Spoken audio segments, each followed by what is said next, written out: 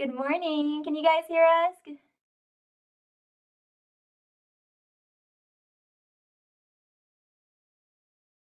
Good morning. Okay, it sounds like everyone's here. Thank you for letting me know, Tim. Oh my gosh. Hi, everybody. Sorry, it's my fault. We're getting started a little bit late. Welcome, everybody. I guess we'll start from the beginning. I'll share my screen now. Thank you all for being here, and Tim for letting me know that folks are waiting outside of the webinar. All right. Well, good morning. Welcome to our virtual keynote and community reflection in commemoration of the 228 massacre in Taiwan and the period of white terror that followed. We are so honored to have author Kim Liao speaking with us today, alongside a few moderators from the Taiwanese American community. And so a couple of ground expectations. Can everybody still hear and see me okay? Thumbs up. Okay, so all participants are automatically muted to help us manage the stage experience. We welcome comments and questions in the chat. This event will be recorded and shared with all registered participants. And then later on in the event, Kim will lead us through a writing and reflection exercise after the keynote and Q&A, so you may want to grab something to write with. As part of our opening remarks, I want to spend a little bit of time talking about the Federation, which you will hear me refer to as Tafnc. So we are a collective of 8 regional Taiwanese American organizations here in Northern California. The founding organization of the Tafnc Collective, the Taiwanese Alliance for Interculture, began as a book club of sorts as well. Its members wanted an intellectual space to research and consider together the implications of Taiwanese sovereignty after hundreds of years of outside rule. So for years, they would gather to study issues relevant to Taiwan and to work towards the same aspiration, to enable the Taiwanese people to emerge from their state of oppression. The collective also established mutual aid funds, performance groups, including a satirical Taiwanese opera troupe, baseball tournaments, youth camps, and its own publication, the Sweet Potato magazine. With the formation of the Federation, the TAI and other member organizations mobilized as overseas activists for Taiwan's democratization. Over 50 years later, we continue to organize intergenerationally to preserve and share Taiwanese heritage and identity. Through advocacy, education, and community engagement, the Federation seeks to strengthen ties within and beyond the Taiwanese American community and promote cross-cultural understanding. For those on Instagram, you can follow our local work at Tafnc1. For decades now, we have designed community programming to help educate, reflect, and talk about the 228 massacre. It is because of organizations like Tafnc that make our history an indelible part of our heritage that I got to grow up as an American-born Taiwanese with an acute awareness of how my elders engaged with the atrocities around them and sought to create a better future. Their work has given me a framework to contemplate how I want to be present in today's threats, today's hostilities, and the accountability I have as an individual and with my community to fight for something more just. In previous years, our events have spanned documentary screenings and memorial concerts, and in the last year, we also began a 228 literature exhibit in our local public libraries. The intent of this is to pay tribute to literature as a form of self-determination and self-preservation against threats of obscurity and erasure. During martial law, Taiwanese student migrants to the US eagerly pursued library books that in Taiwan you had to risk your life to read. So in remembrance of the massacre for the month of February, we're displaying some of those books alongside texts that testify to the horrors of the massacre and the period of white terror that followed. And you can see Kim's book displayed this year at the Ignacio Valley Library in Walnut Creek, California. This year, we are also on a local tour with a bilingual educational exhibit about the 228 massacre, the white terror period, and transitional justice in Taiwan. I'll flash the schedule now. We'll be in Newark this afternoon, San Leandro tomorrow, and then Milpitas the following week. So if you're local, we hope to see you there. Before I turn it over to Kim, I want to ground our time together in this. Our ancestors will beg that we do not forget, but our descendants will beg that we do something about it, that we intervene when we see the same patterns of authoritarianism and cruelty and disregard for the preciousness of human life and human rights within and beyond our own communities. There's so much at stake today and every day. When we think about how Kim honors the fullness of her grandfather Thomas Liao's legacy and personhood, I challenge each of us to think about the kinds of people we will be and what will be written of us if we are so lucky. Please join me in welcoming to the stage author Kim Liao, who wrote Where Every Ghost Has a Name, a memoir of Taiwanese independence. Hi, thank you so much, Leona. It was a wonderful introduction, and thank you all for being here. I am on the East Coast, so it's a little later in the day for me, but getting up bright and early to be here is, I'm very honored that so many of you decided to do this. Okay, I'm going to share my screen. Just a second if I can figure out how.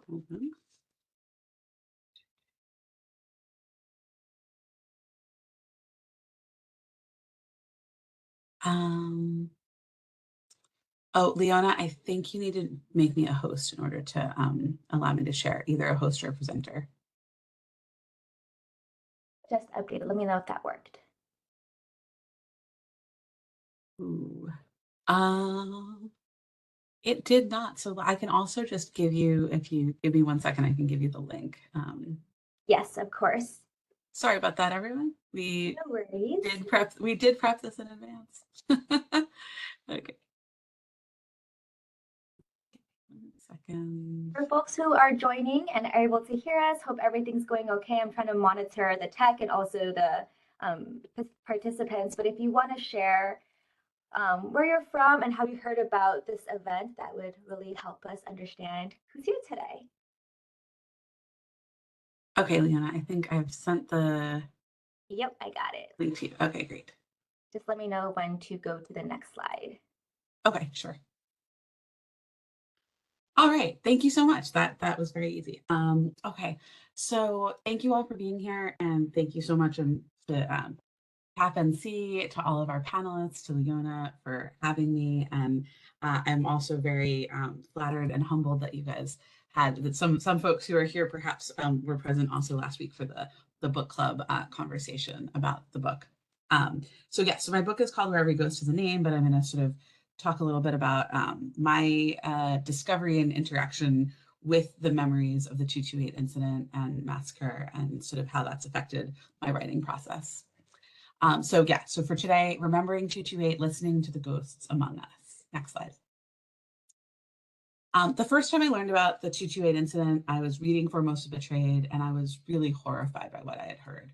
I thought about the Boston Massacre, which was a precursor to the American Revolution, and the massacre at Baba Yar in Ukraine, the single most deadly day of the Holocaust during World War II. As I learned more about the 228 incident, I wondered also about an alternate version of history. What if instead of supporting Chiang Kai-shek and Governor Chen Yi in their martial law response to Taiwan's uprising, America had let Taiwan devolve into a revolution and let the people themselves decide whether to support or overthrow another colonial power? To backtrack a little bit, I came to Foremost Betrayed looking for information about my family. My Aunt Jean, when I was in high school, mentioned casually that our family was in a book. Oh, our family's in a book, blah, blah, blah, Foremost Betrayed. And that was it. And I was like, what? What does that mean? So I got the book from the local library. My grandfather was Thomas Liao Wani. I looked him up in the index of the book and then to see where he appeared in the book. But then later I read the whole book, and I remember thinking about George Kerr and how he presented the 228 incident, the 228 massacre.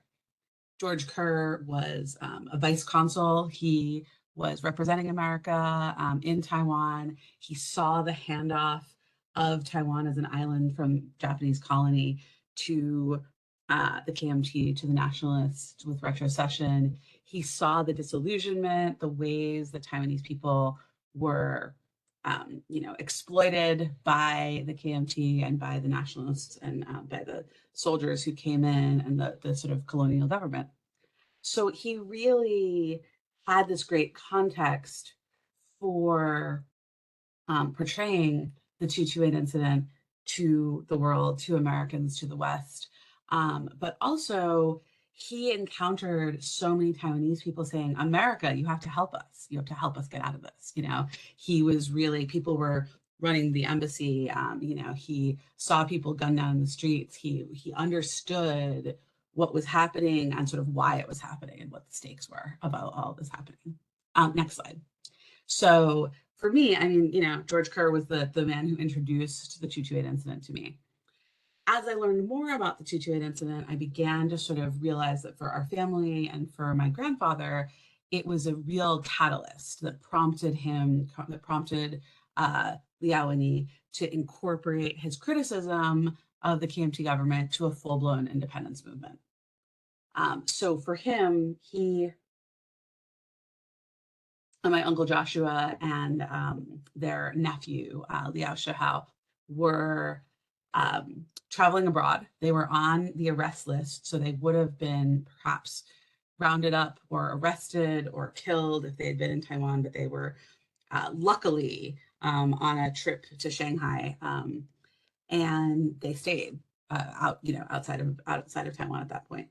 But that was sort of the moment when they lost faith in the KMT government reforming or changing, or their critiques of the government, their desire to be part of the government after retrocession really shifted after the 228 incident into saying, hey, we need to be the change that we want to see in Taiwan. And they decided to take that on and say, we're going to do this. We're going to create a movement and appeal to the United Nations, appeal to America, appeal to the global community to have an alternate change of leadership.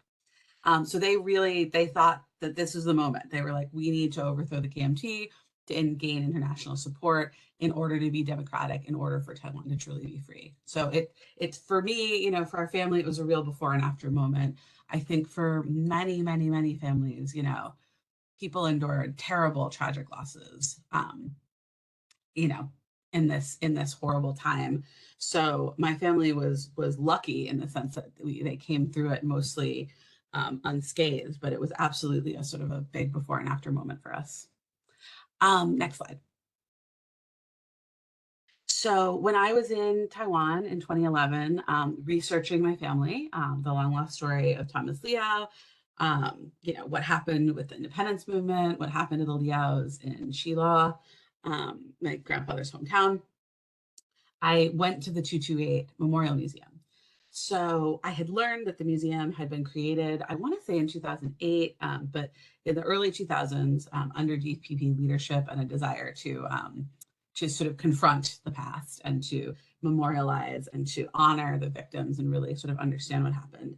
But then I had also read that during the KMT, during Ma Ying-jeou's administration, they kind of walked back some of the exhibits. Oh, let's not really show, that shirt with a bloody bullet hole in it. Let's walk this back.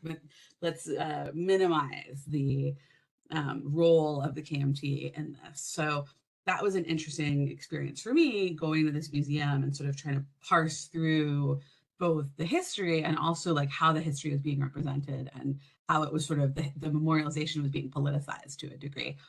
But one really very personally jarring and sort of compelling moment for me was when I actually saw the arrest list itself. So these are photographs I took at the time of the arrest list that Chiang Kai-shek had signed, sealing the death warrants, basically, for my grandpa Thomas, Uncle Joshua, and Uncle Suho.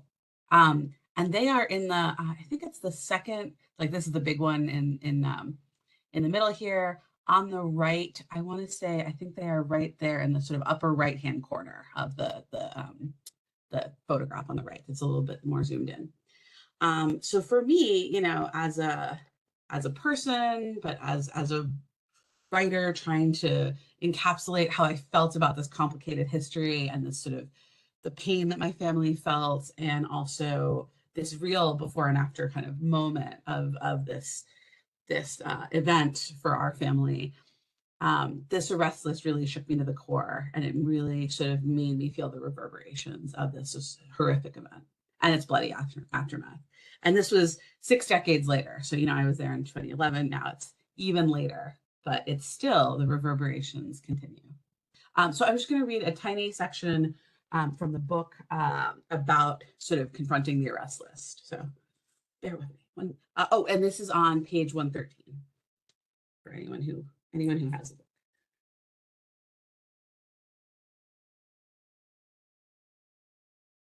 Sam and I gazed up at the arrest list. The Mandarin characters were projected onto a dark wall in feathered strokes of golden light, cascading downward like a waterfall. On this wall was my grandfather's name, a death sentence handed to him straight from Chiang Kai-shek. I found Grandpa Thomas's Chinese name in the upper right-hand corner of the wall, Liao Wenyi. Next to it was his brother Joshua, Liao Wenkuei. The streaks of light burned through the strokes of the characters, knives that severed our family's ties with Taiwan and with each other. I showed Sam their names on that list that stretched from floor to ceiling as I felt my chest tighten, breath quicken, and head start to spin. I still wore the Liao character's insignia on a slim golden chain around my neck. It was my talisman, my tangible proof that I belonged here, but today it hung heavy on my chest. That's them. Chiang Kai-shek wanted them dead. Oh my God, Sam exclaimed with the astonishment and excitement that was his hallmark when accompanying me on research jaunts. Luckily, Chiang Kai-shek didn't catch them. A few days before the 228 incident, they left for a trip to Shanghai with Suho. A miraculous coincidence, really. Yeah, lucky for them, Sam agreed. He started strolling through the rest of the exhibits on the second floor. This arrest list had caused Grandpa Thomas to flee Taiwan in exile. This list became a justification for rounding up men and silencing them. This list forced my grandma Anna to abscond with her children in the night, running from the nationalist soldiers who sought Thomas. In the safety of Hong Kong, Thomas started building his Taiwanese independence movement. Before this list, he had merely critiqued the KMT government, but this arrest list triggered Grandpa Thomas's decision to oppose Chiang Kai-shek outright, to make the appeal to the United Nations to transfer support from the KMT government back to the Taiwanese people. This arrest list changed the fate of our family forever.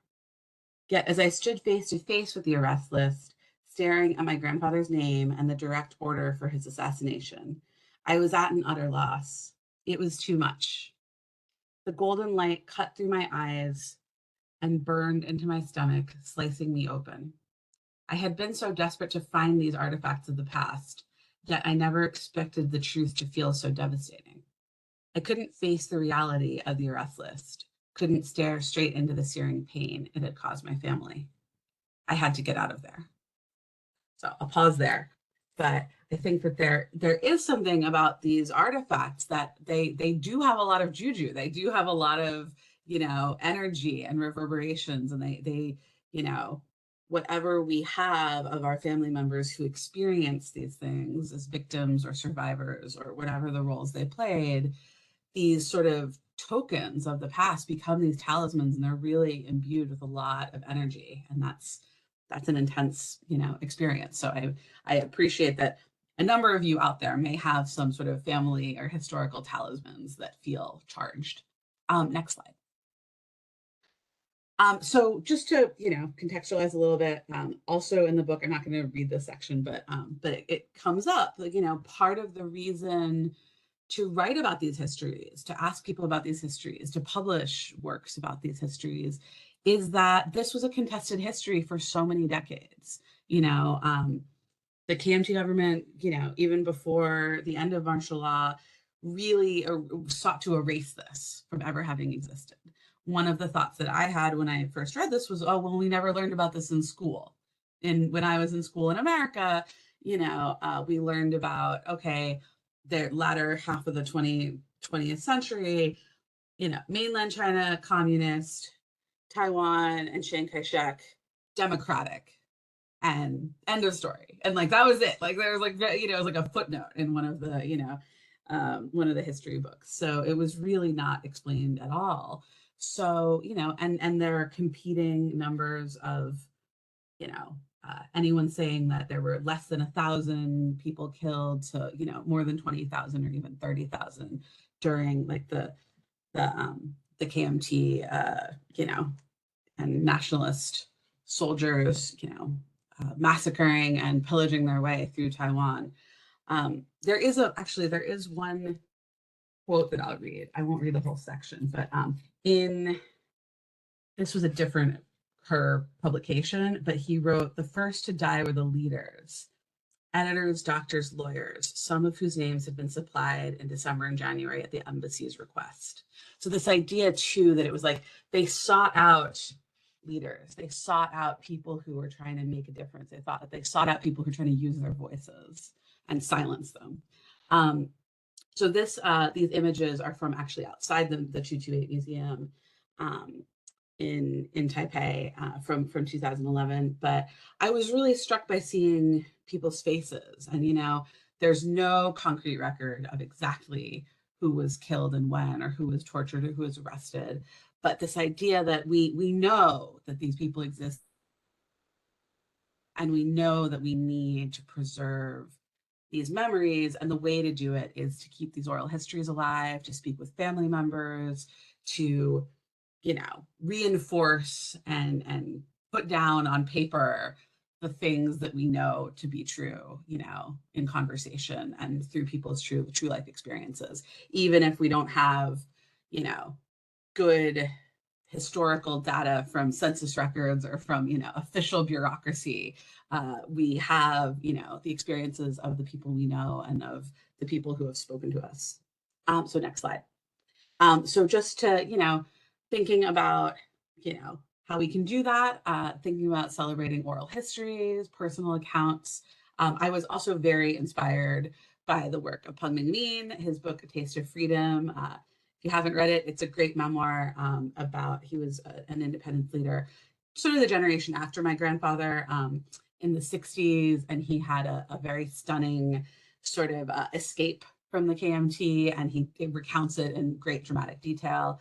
But, like these people, these different leaders kept hope alive and, inspired future generations of leaders. And when I got to meet Professor Peng in Taiwan, he had said that he was very inspired by my grandfather. And that was so, like very, very humbling and really lovely to hear. And then also to the right there is Xie Sungming, Roger Xie, who was, again, another leader and a survivor, and really spent the rest of his life after he got out of prison and after martial law ended, advocating for Taiwanese people and writing about his experiences during the White Terror period, and writing about these atrocities that that the KMT and that, the secret police and that those who sort of arrested and imprisoned and tortured people had committed. So really shining a light on all of these dark moments.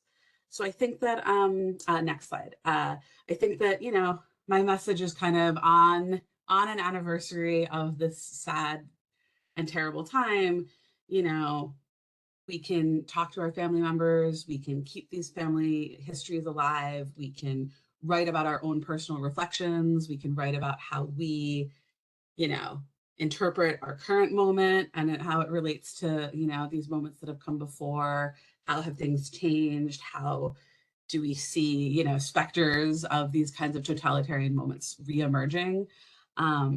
So to the left there is Liao Wenyi when he was much older, a few years before he died, with my parents. That's my dad on the left and my mom on the right, just a year before I was born, and when they were visiting him in Taiwan. And then on the right is the whole Liao family. I think that was maybe like in the mid 40s, early to mid 40s, 1940s. So we've got Anna there in the lower left-hand corner, and Liao Wenyi sitting next to her, and then my Aunt Jean is the girl there. But it's I think that for me, one thing that sort of researching the book really made me aware of, because I also talked with Professor Zhang Yanxian, who had done this very substantial oral history book and collected oral history interviews with folks who knew Liao Wenyi and who were part of his, independence movement and opposition government.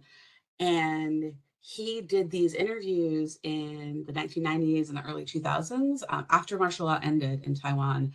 But folks were so reluctant to speak with him. They were still afraid to talk about what had happened to them. They were still afraid that someone was listening. part of the White Terror period was a culture of surveillance, a culture of informants, the idea that you can't speak freely to your neighbor because you don't know if they're going to inform on you. And I don't want to get too political about the current moment, but I teach, a lot of students in a public university, CUNY University, City University of New York, and a lot of them are first generation college students and immigrants, and their families have all kinds of different immigration statuses. And I've spoken with colleagues, and there is a sense that I think students become afraid to speak up and speak their voices and be critical because they're afraid of what could happen to them, or they're afraid of ICE raids, or they're afraid of some sort of repercussions. So one thing that we can do to combat totalitarian kinds of rule is to speak our voices and speak our personal histories. And those of us who feel like we have a secure and a confident voice can speak on behalf of those who feel more vulnerable. So that's those are some insights for today. I hope that's something that we can put towards this sort of moment of commemoration. I think there's one more slide, but it's just sort of like a, here's how to get in touch kind of business. Yeah. Thank you so much. Thank you so much, Kim. I'll leave this up for folks who want to write down your website and where to get your book. I think there's a promo code right now as well to get the book at a bit of a discount. And Kim, you look so much like your mom. I was looking at the picture and marveling at the resemblance. Great. Well, thank you for your remarks. And then I wanted to turn it over to a couple of Taiwanese American community leaders and writers to share their reflections and also ask Kim a few questions as well. And then if you have a question you want to leave in the chat, our moderators are all scanning and reading. And thank you all who are sharing your personal experiences and backgrounds in the chat. Please keep them coming. All right. First off, Kristie Wang. Good morning. I'm so honored to have this opportunity to meet Kim virtually and to have an opportunity to share my thoughts here. I have so many. This book means so much to me. I almost can't express what it means. I've done a lot of reading and learning about Taiwanese history and have come across the name Taiwanese Liao and always wondered how someone from those times had this American name and how did that happen? And just he was kind of a stick figure to me. And I feel like this book has given him flesh and bones.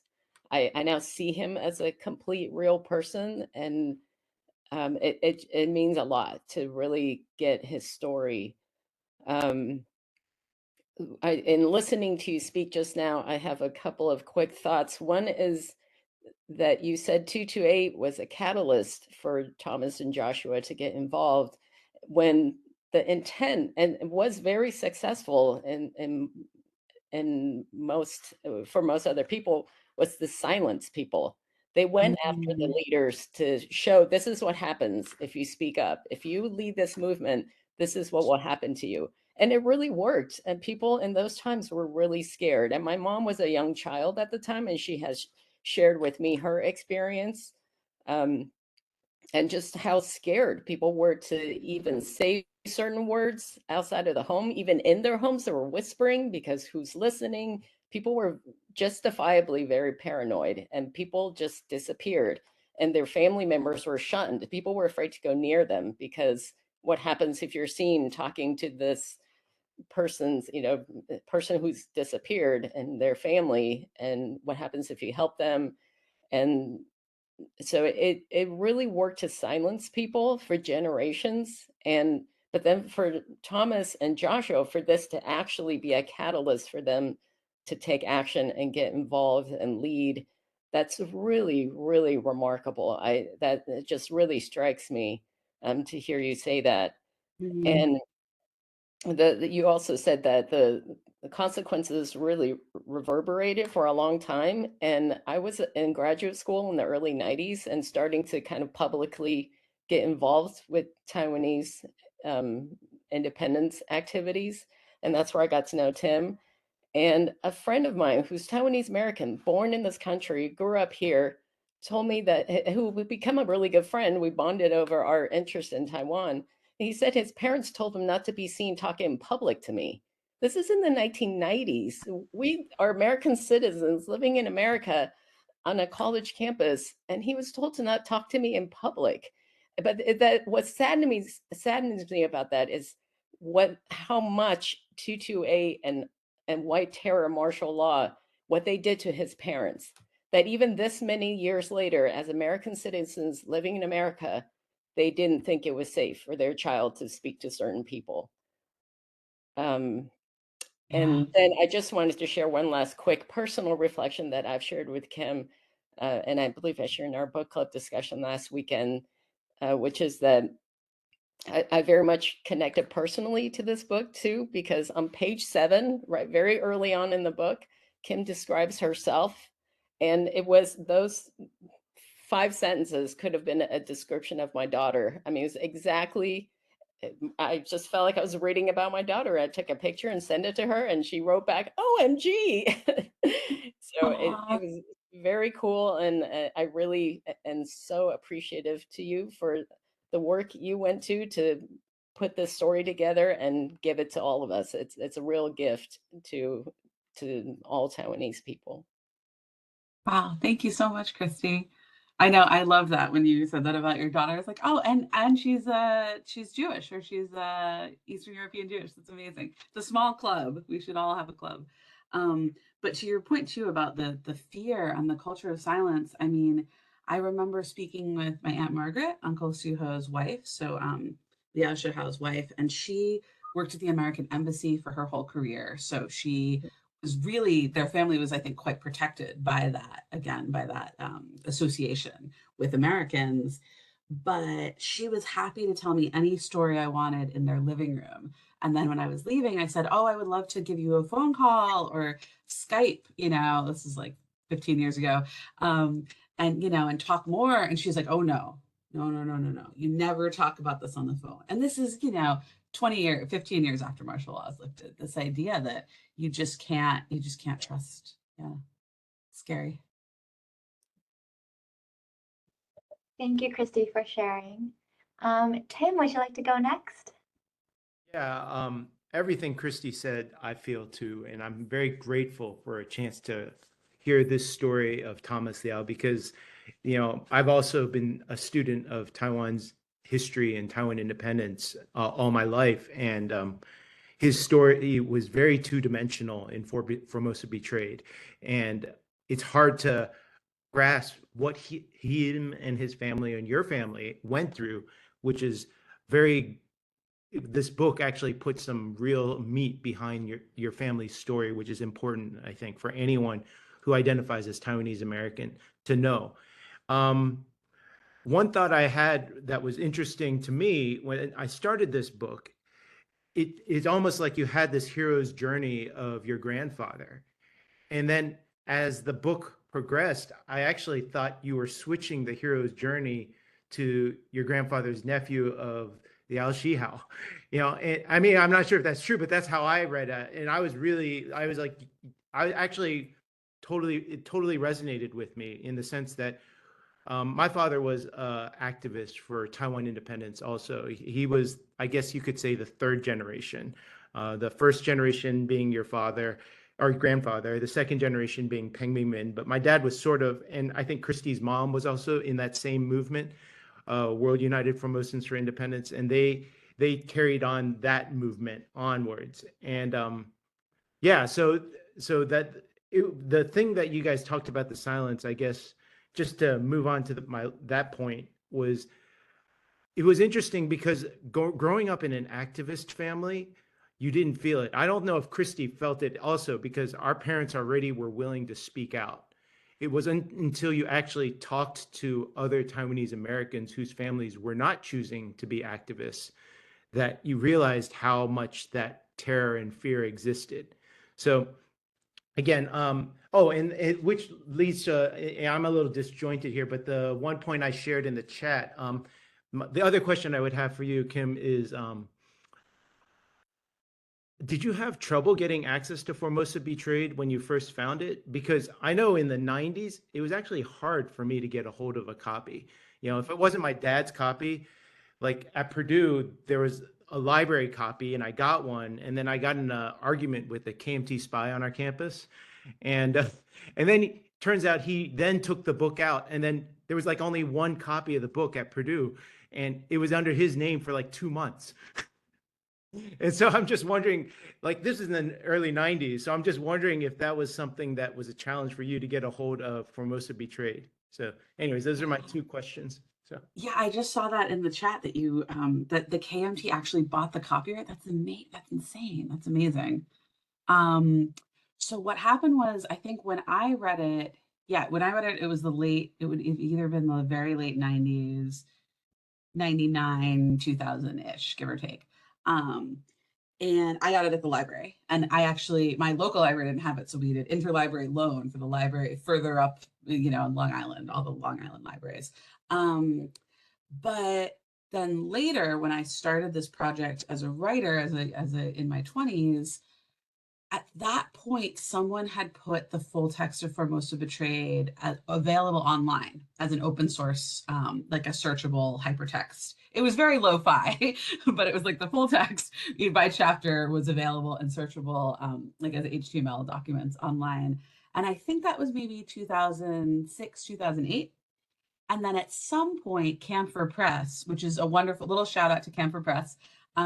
They are a wonderful English language press based in Taiwan and in Asia, and they publish books about Taiwan.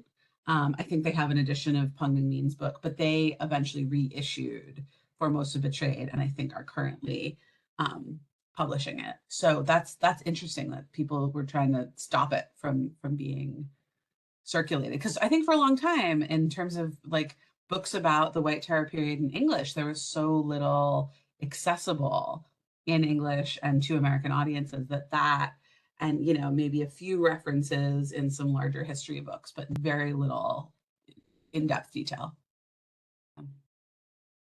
and also about the hero's journey on your choice of, was it, yeah. Oh, right, the hero's journey. I mean, it's tough because it's like, as a writer, I'm trying to apply these sort of fictional devices to characterize these characters in the story. You could say that, Liao Winnie has the hero's journey arc. You could say that Liao Shihao has the Liao's journey arc. I think Anna, my grandmother, has her own journey. So, like I was trying to kind of make it as much as I could fleshed out kind of these main folks. Even Roger a little bit. Roger Xia, he became kind of my like proxy to learn about the next generation. And I couldn't write about, the entire 40 years of White Terror period or every single person who had, stood up for Taiwan freedom, but sort of Roger became kind of a little bit of a proxy for that next generation. But yeah, absolutely. I mean, one thing that really struck me actually about Liao Shihao and my Aunt Margaret, we call them Uncle Suho, but I think that's his maybe Taiwanese name or his family nickname. But Uncle Suho and Aunt Margaret, they really went in and were ready to sacrifice whatever they needed to sacrifice. Like they didn't blame anyone for what happened. I was afraid that maybe Liao Shihao, he was paying the price for all of Thomas Liao Winnie's, activities abroad. But they wanted it. They were like, we want a better Taiwan and we're willing to do whatever it takes. And yes, they had some protection. Margaret worked for the embassy. So I feel like her home and her children were never really threatened because of that. They would imprison Liao Shihao, but they never did anything to his family. And I think the protection of the Americans had something to do with it. And they came from a privileged background. They had, the family had money. So there was like a sort of material sense of comfort there that they weren't sacrificing that much on that end. But he was in prison for, I don't know, between 10 and 15 years total. It took a toll. He met his daughter as a baby in prison and then didn't see her again for probably almost 5 years. So, yeah. Thank you both. Tim, I love what you shared about the generations and the iterations of the Taiwanese independence movement. And something that struck with me in our multi-generational reading of the book was that among our elder activists, like their perception of Thomas Liao, because of the age that they are, it really begins with that narrative of him just giving up. And it's not until our generation now this year with Kim's book that we're able to go back and fully understand the portrait and personhood. And I think that information cascades upwards, right? And changes how we think about every generation and the histories in between. So thank you for sharing. And then last, I'd like to pass it off to Rebecca. Thanks, Leona. Thanks, Kim. Yeah, Leona, I actually was also, as everyone was talking, I was reflecting about how unique it is to be in this really like intergenerational space, because I think because we're in the younger generation, a lot of the stories that I hear are more like from my peers. But Kim, I mean, I just want to echo what Kristie and Tim have said. I was also really inspired by your book and your dedication to telling your family story, especially because as a Taiwanese American, like you said, I'm not really learning about Taiwan in school. I'm learning about it through books such as yours. And so I just want to reflect on my experience learning about family history, how I approach it. So my parents are both born and raised in Taiwan. And then in the 80s, they immigrated to the US, and I grew up in Indiana. So Tim, I heard you mention Purdue, so Indiana connection. And when I was a kid, when we would go back to Taiwan, it was always so shocking to me to be surrounded by so much family, because in Indiana, it was just me, my brother, and my parents. I think when I was younger, my parents were always so focused on me, like, how are my grades? How am I doing in school? What am I learning? That I kind of forgot, like, they have their own lives as well. But when I was, well, now that I'm older, a few years ago, I started interviewing my parents to really hear stories.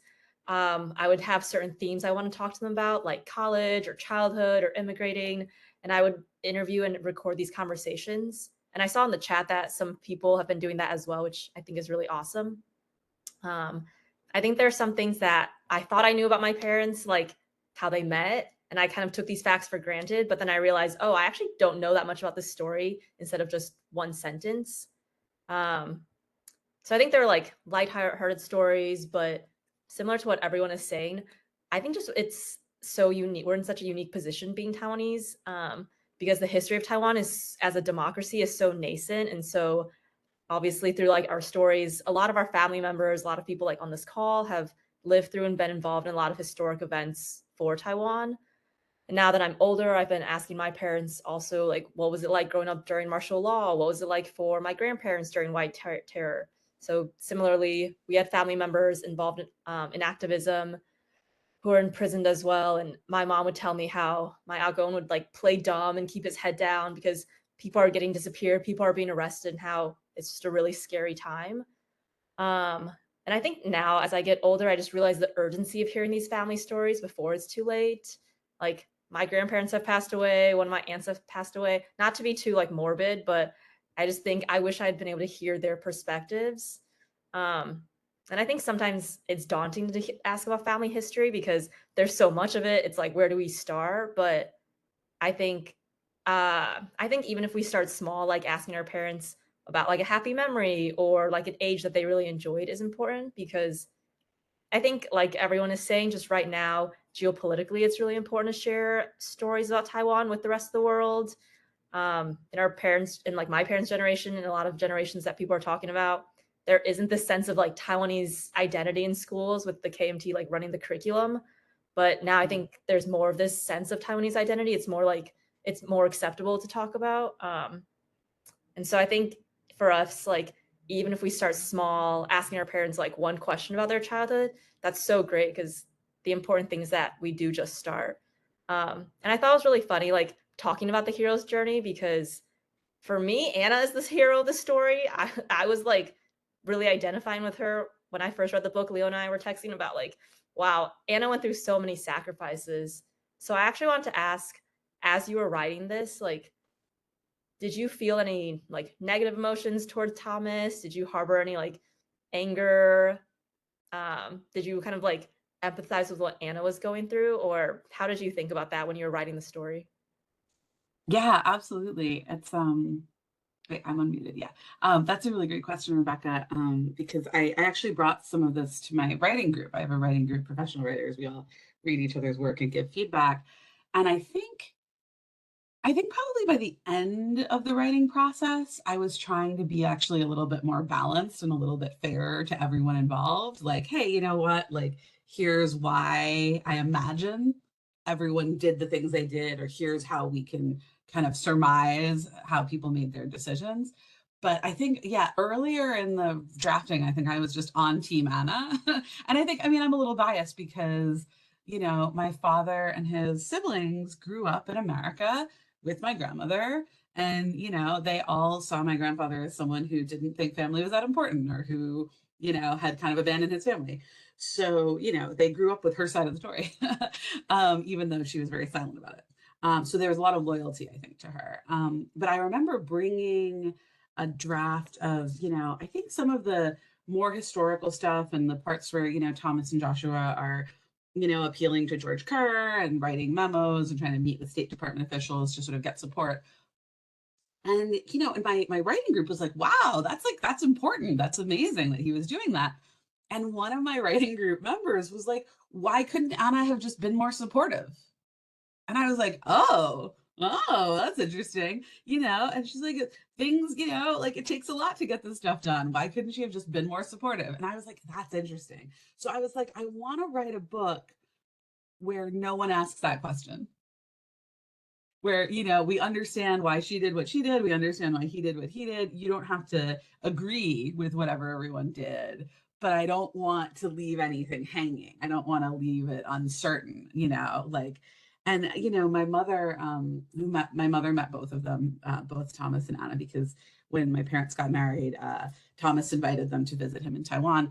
And my American, Ukrainian, Russian, Jewish mother, I think somewhat astutely pointed out, she's like, I think they both thought that the other one they both felt abandoned by the other one.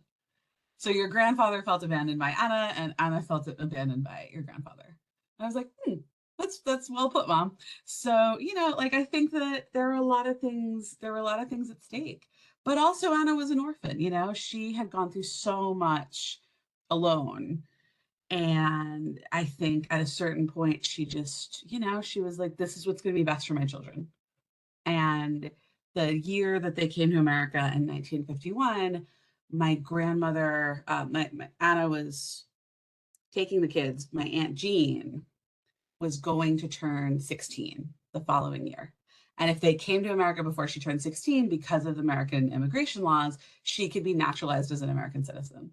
And so it was sort of, that was a little bit of an expiration date of like, all my kids can be American citizens and have all of those opportunities afforded to them. And also, this was in the era of like post-Chinese Exclusion Act. They were letting like 30 Chinese immigrants in a year. Like it was basically the borders were closed to anyone from Taiwan or China. So, Anna had this American passport. She was like, this is my ticket for my children. We can all have a good future there.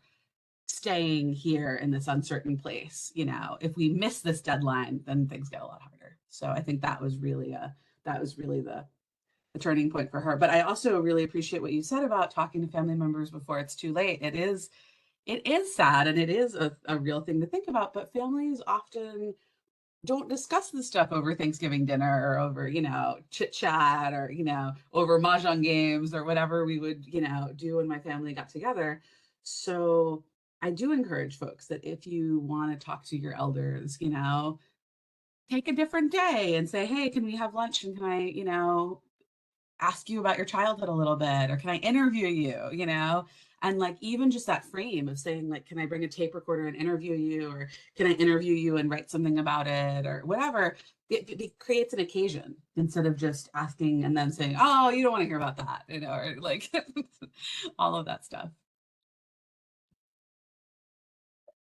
Thank you, Rebecca and Kim. Yeah, I think we're all, for those of us who have read it, we're all obsessed with the portrait of Anna, but also of your intentional portrayal of her. And I think one of the ways you show your loyalty to her is like you document the ways that she asserts her own boundaries and her desire for privacy. Like there are so many passages in this book where you let Anna have her agency. And I know you're speaking with the North American Taiwanese Women's Association in a couple of weeks. And I think there's something so important about restoring the role of women in the movement. And something we talked about in the book club discussion last week was how the title of your book isn't a memoir of you or of your grandfather or even of Anna. It is a memoir of a movement, and your choice to include those at the margins, or maybe to include the stories of those who don't install themselves as the leaders, was so powerful. So we were all really touched by that. I'm gonna circle back to the moderators for more questions, but for the participants, if you have any questions, please leave them in the chat and then we'll get to them. So I'll start with Kristie, if you have a question for Kim or maybe for the audience.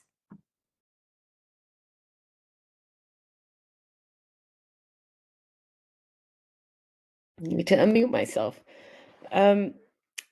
Yeah, I have so many questions for Kim, but one thing that I also remarked on in reading the book is how much you were able to balance between being really honest about difficult family things and yet be very respectful and show so much empathy, which allows us to also feel that. I wonder if you had the opportunity to sit down with your grandfather now, what unanswered questions would you have for him? Oh gosh, that's such a good question. I would love that. I would love an hour or less with Grandpa Thomas if I could. I mean,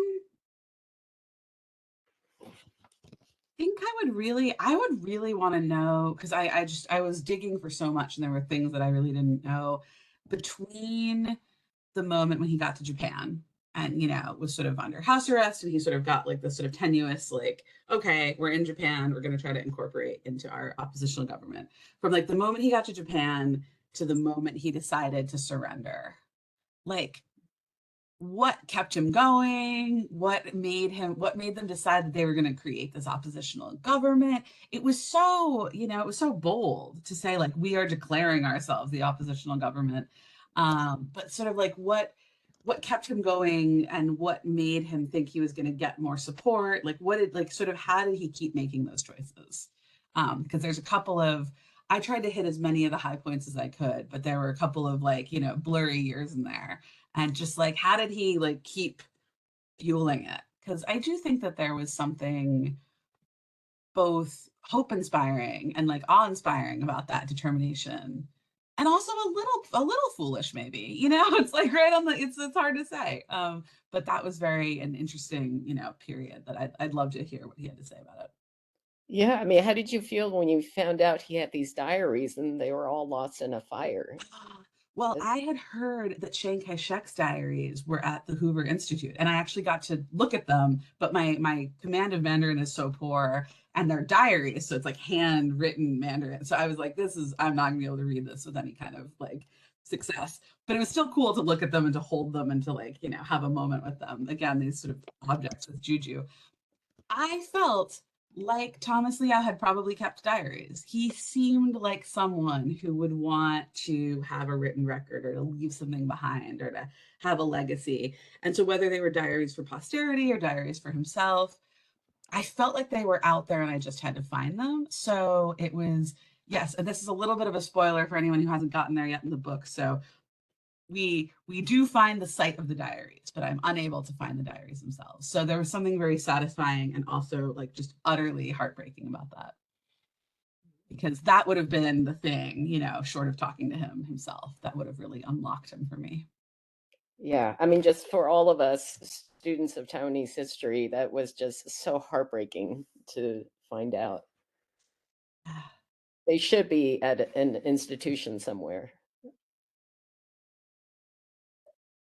Kristie, that question made me so emotional because I just imagine like Thomas Liao holding the book and Kim getting the opportunity to ask him, like, did I get it right? Is this how you want to be remembered? Can you tell how much I love you and how hard I work to understand you? That's such a lovely question. Kim, anything on your mind? My questions are more a little superficial, I guess. I just thought, how you guys were talking about asking your aunts and uncles these stories, and I was just wondering, did your Aunt Jean speak Taiwanese still? Considering the age she came, and also like I was very interested on how you came about only learning simplified characters when you went to Taiwan. It just seems like amazing that kind of knowledge was still like hidden from people. Yeah, absolutely. Okay, well, it's nice that you got to ask about Auntie Jean, because I was thinking of mentioning her when I was responding to Rebecca, but I was like, oh, I don't want to get too in the weeds. So she She was born in 1936 and my Uncle Ted was born in 1939. So when they went back for my grandfather's 70th birthday, all of the children and their spouses like all went back for a little visit. And that was the last time they all saw him together.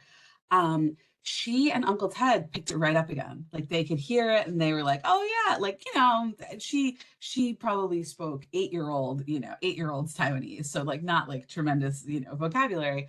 But someone had called, I think it was John Yenxian, the professor, had actually called my Uncle Ted and I think was speaking to him in Taiwanese and like on the phone, like in America. And he was like, oh yeah, da, da, da. Like, it just sort of clicked back in for them because they had spoken it and that was their native tongue.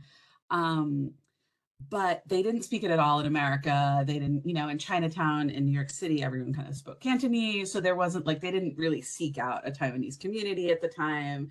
And also when they came to America, Anna said, you're American now.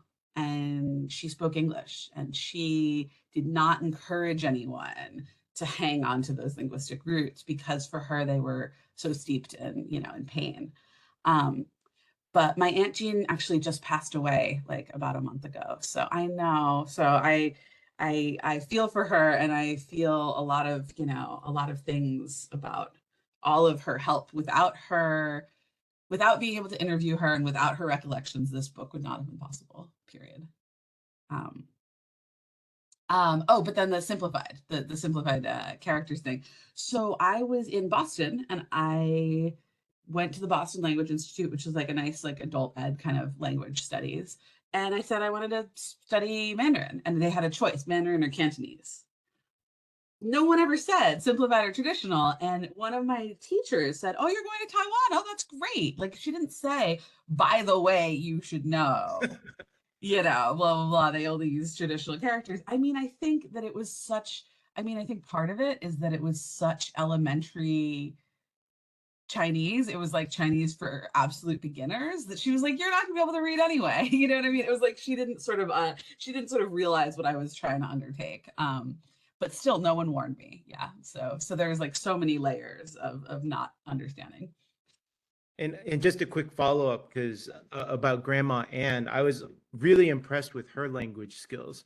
You know, was she able to speak all these different languages that still, or do you never could tell, like, was she fluent in Japanese? She picked up Ooh. Taiwanese, of course, and I don't know if she even might have even picked up Cantonese during our Hong Kong stay. Yeah, it's hard to say. So like Margaret spoke everything fluently and like that's documented and I know that. I never knew Grandma Anna speaking anything besides English, but she got along fine with the Liaos in Silay and, you know, in Shilaw. And they actually lived on the mainland in Nanjing before World War II began. So it's possible that she learned Mandarin and that she learned Taiwanese well enough to kind of, you know, communicate and live. I don't know if she picked up much Japanese, to be honest, because she wouldn't have been doing anything official. Like there was, you know, the exchange with the Japanese soldiers, but I don't think that she wasn't doing anything like administrative that would have required speaking Japanese. I think all the Liaos would have spoken Taiwanese to each other. Liao Shihao's family, they grew up in Japan. So they all grew up speaking Japanese, but they all grew up speaking Taiwanese too. So like they would probably switch to Taiwanese when they were with the family. But it's great questions. It's a lot. It's very complicated. Thank you, Tim. Rebecca, any questions from you? Yeah, I think there's so many compelling parts of the book, but I think one of the most compelling is the way that you write the history and how you write it from different people's perspectives, whether it's like Anna's or like Thomas's, because I think as a writer, when I try and incorporate like historical and personal into my writing, and then whenever I write the history, people's feedback is like, oh, you should try and like incorporate this from like a personal perspective to make it more interesting. And so I thought that was what was really compelling is you were talking about history, but you're able to inhabit so many different people's perspectives. And so I want to ask a little bit more about like on a writing or like craft level, like how you were able to do that, like inhabit Thomas's perspective without, of course, like ever really meeting him. Because of course you have like your family member stories, the research you did. So I'm kind of curious to know, but like, how are you able to really inhabit these people's perspectives? Yeah, that's a great question. I mean, and there is, there's an element of like, there's an imaginative leap here, like without the diaries. I just did an event with my old advisor up at Emerson, and she's a biographer. So Megan Marshall, shout out to Megan Marshall. If you like biography, she wrote a Pulitzer Prize winning biography of Margaret Fuller. She wrote a biography of the Peabody sisters, Elizabeth Bishop. She kind of specializes in the 1800s. But she is working from letters, voluminous letters and diaries. And so she's like, my subject described the whole scene for me. And so she still is rendering it, but then there's, she feels like she's sort of very faithful to, the source material. So I would have loved to have had more source material, with Thomas's diaries, things like that. But to the extent that I was able to, I was like, you know what? I know what happened. In some cases, I know what was said or I know what was done. I know the behavior or the outcome of what happened.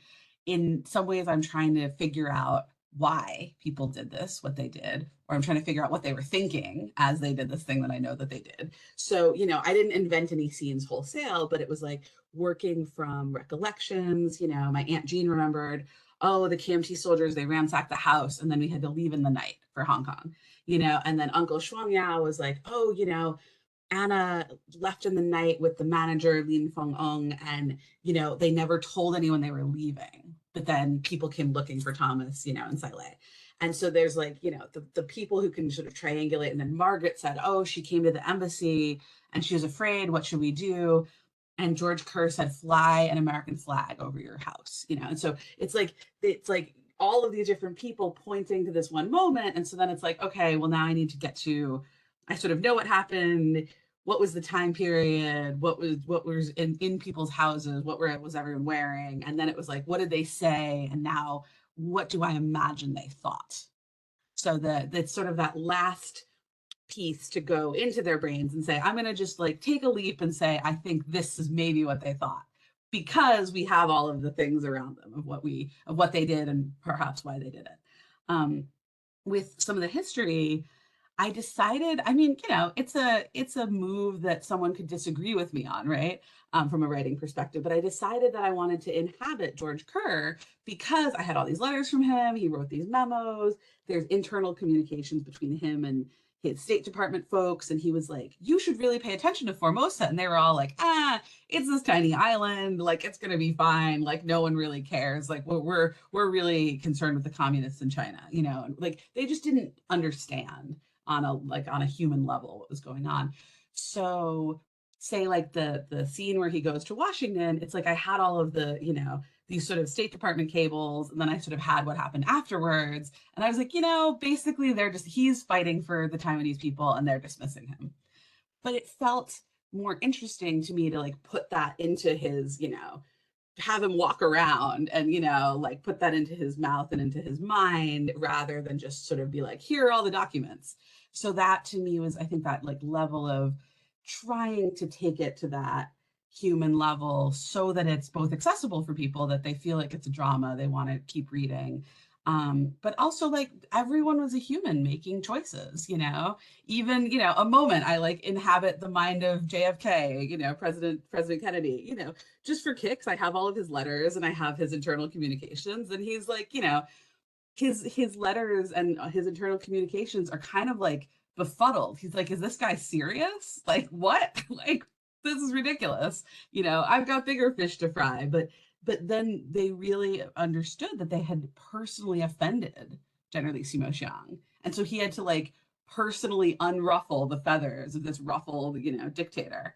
And so like that was, one tiny little moment, but it seemed worth it to sort of, try to understand and try to, dramatically motivate these moments in history rather than just being like, and then this happened, then this happened, then this happened, to try to make the timeline come to life.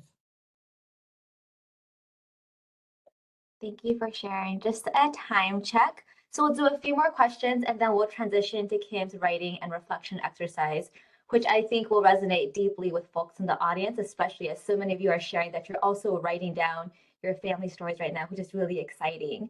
And so I'll read a couple from the registered attendants who shared questions ahead of time, but they were curious, since the publication of your book, has anyone brought you more or new information about the lives of Thomas, Joshua, or any of your family members? And if so, how has it affected you? Gosh, that is a really good question, and I want to make sure that I get this guy's name right. Hold on one second. I did hear from someone, and it was really wonderful and kind of touching. Um, a colleague, I guess, so he would have been either second generation or third generation, a colleague of Thomas Liao who helped him file the UN petition. And he sent me some documents. He sent me some materials. Okay, hold on. Jay Liu. Yes.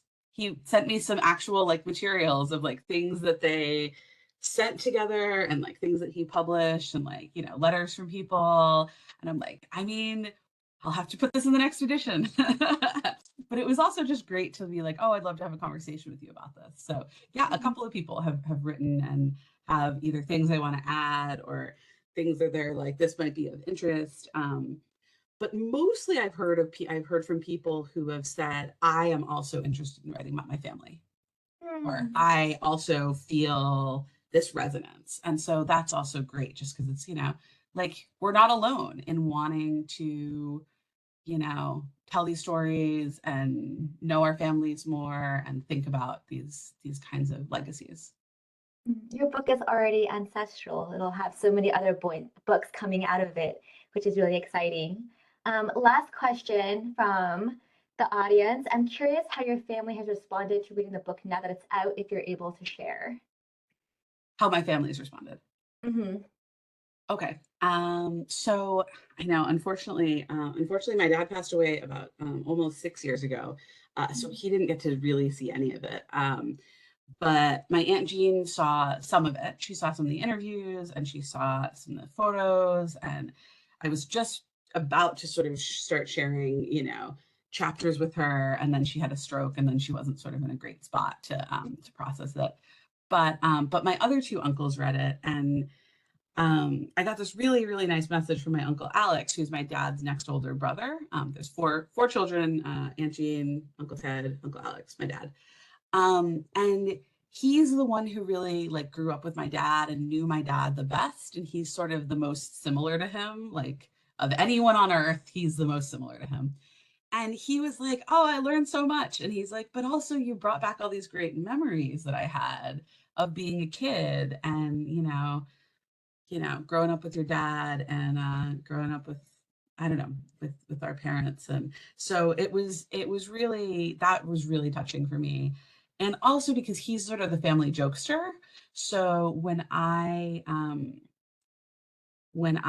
was initially asking people if they wanted to sort of be interviewed and, you know, talk about my grandfather, talk about my grandmother, he was kind of reluctant to get involved because he's like, I don't know anything about my grandfather. He's very loyal to my grandmother. He's like, he's not like, that's not my interest at all. So I think the fact that he even sort of became interested enough in the book and interested in his dad enough to sort of read and find out what happened was interesting. And actually I have a nice story about, so my Aunt Jean, she's the oldest. And so she has grandchildren and now great grandchildren, because I'm like sort of the age of her I'm kind of the age of her grandchildren. And my dad was sort of the age of her children. And her granddaughter, Aubrey, came to visit, and I had printed out for Auntie Jean all the transcripts of the interviews that I'd done with her, because I got the interviews transcribed, and she was really happy to like remember these stories. And so I was like, oh, I'll print them out for her. And so I put them into a binder for her. And so I brought them the next time I came to visit. She was in Florida. And she's like, oh, this is great. And she was like sort of reading it really hungrily. And I was like, this is a gift. Like you get to keep, like, I'm leaving these when I leave, you know, it's just, I thought you might want to have them. And so my cousin's daughter, Aubrey, was visiting her grandmother when she wasn't doing so well, maybe 6 months ago after she had the stroke. And she was at home and she was, you know, I think my cousin who was hosting her was like off getting some groceries. And she goes rummaging under her coffee table and finds the binder of the interviews and starts reading them. And it's like, I didn't know any of this. And I was like, oh, this is like the next generation. And then so she told my cousin Patty, oh, like I didn't know any of this about our family. And we're like, yeah, we're not big talkers about the family. But then Patty was like, you should send her a copy of the book when you're done with it. And I was like, absolutely. So I'm hoping that our next generation will talk more to each other because the generations above are not talkers about the emotional things. There was, Leona, should I address in the chat how the book is received in Taiwan? Yes, or if you could share it now with everybody, I think we're all very Sure. curious. Yeah, so it's currently like in the midst. It's going to be translated into Mandarin and published, I think, sometime in the next like year and a half to 2 years. So we will see. But I'm a little nervous actually. I'm like, oh my goodness, like everyone's gonna tell me what I got wrong. Maybe with the increased accessibility, we'll do like a transnational intergenerational reading together and sort of be able to have an even richer discussion. And I love what you said about sort of this generation being able to have so much more because we are breaking the cycle of like not speaking about what's happened to us. And I was thinking of your son who's just a baby and how you did all the homework for him. Like you gave him a better understanding of his family history than most people will ever have. So it'll be interesting to see in the years and decades from now how it will set him up to maybe want to balance the scales and pursue this kind of fullness of understanding from all sides of his family. All right, we'll transition to the writing exercise now. And I know you want to frame it up a bit, Kim. And then as folks are thinking and reflecting, we can also continue the Q&A in the chat or in this room as well. Okay, yeah. So sort of like jumping off from the end of my talk, thinking about the value of these personal stories, the value of memoir, the value of talking to your family members. We were talking about this with Kristie and Rebecca and Tim. How you want to ask these questions before it's too late, have these moments, have these experiences. So we have just a couple of reflection questions for you. And basically, my take on this is when I do this with students, like in a classroom or in a room, in a seminar all together, I would say, answer these questions with just like 1 or 2 words, like quick brainstorm. This is a quick brainstorm. So we'll take like the next 2 minutes and just jot down the first things that come to mind for each question. Because right now you're just brainstorming, you're just getting warmed up. So what's one of your earliest memories with a beloved family member? Don't overthink it. There's no need to be like, oh, there's these 7 memories and I like this one, but what about that one? Just like, what's one that like pops right into mind, jot it down. And then what's one thing you weren't supposed to talk about when you were a child, or that you perceived that you wasn't okay to talk about, but was something you thought maybe I shouldn't talk about this? And then what's one thing you wish you knew more about your family or cultural background? So let's like take 2 minutes and just like jot down a couple of quick responses. I'm going to jot down with you. Panelists, please jot down with us. We'll all jot down together.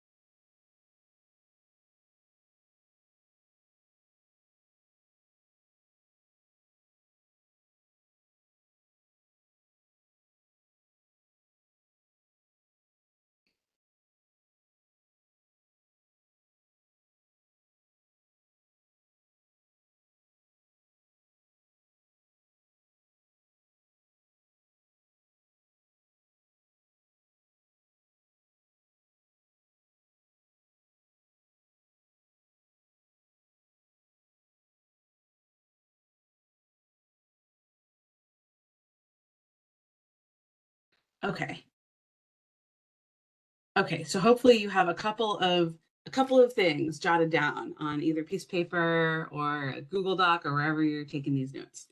So then take a minute, look at what you've jotted down, and then we'll take the next, like, I don't know what, 8 to 10 minutes, Liana. Does that seem okay? We might go over a touch, but 8 to 10 minutes, and just write about one of these things.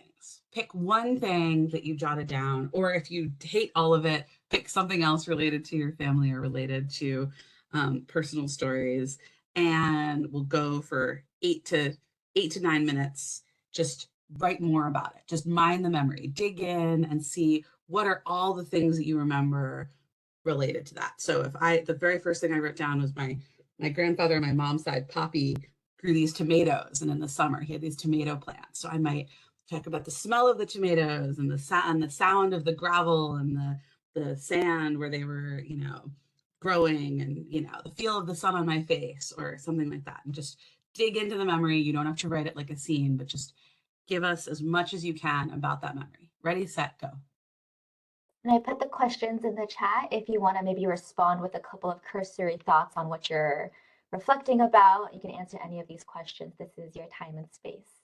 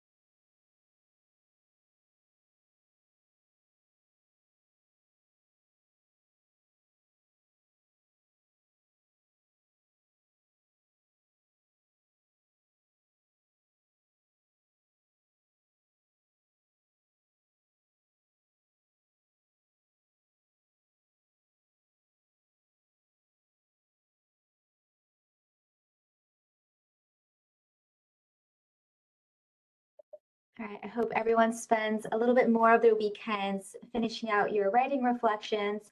And before we wrap, Kim, can we maybe do one last question from the registrations? And so we know you've done a couple of book events with the Taiwanese American community and a couple with the broader community. And curious about maybe how those experiences differ. What do people want to talk about? And what has been the same between both audiences? A great question.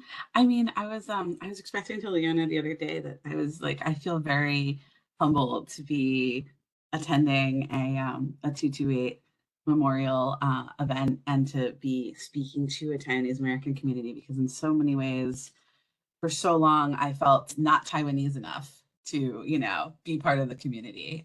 So, I mean, I think that there's something really wonderful about being among people who know why we're here and what these questions of identity are like, and what these sort of interrogations are like.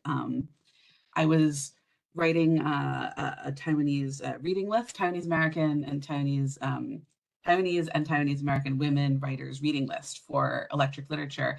And I was really struck by how so many of the books that I was looking at were tangling with questions about identity and questions about hybridity and questions about boundaries and questions about language. And I think there's something in that to be Taiwanese is to have to, confront some of these questions of naming and labels and who are we and who has defined us in the past and how we get to define ourselves in the future. And so in some ways, it's so wonderful to speak with people who know about that. I think I was feeling a little imposter syndrome, like, what if they think I'm not Taiwanese enough? And what if they're like, here's everything wrong with your book? But I think, I remember expressing to a colleague, we were sort of put on for, this is the other can of worms, but we were sort of put on this like faculty of color, group. And I was like, what if I'm not of color enough to be a faculty member of color? And she's like, she's African-American. And she was like, that's just phenotype, like how you are portrayed and how you look and whether you pass and what your appearance is just simply your genes. But like to be concerned of whether you're of color enough is a faculty of color thing to be concerned about. And so something about to be concerned with identity and to be concerned with labels and history and who we are and who gets to speak, I think is somehow very Taiwanese. And there's something very, that's somehow part of this identity. And, I mean, it's been wonderful too, though, to expose, communities who don't necessarily know much about Taiwanese history to this history as well. So I am happy to be that sort of interpreter, translator, introductory person for communities who have never heard of this side of the world and sort of anything about it and what happened.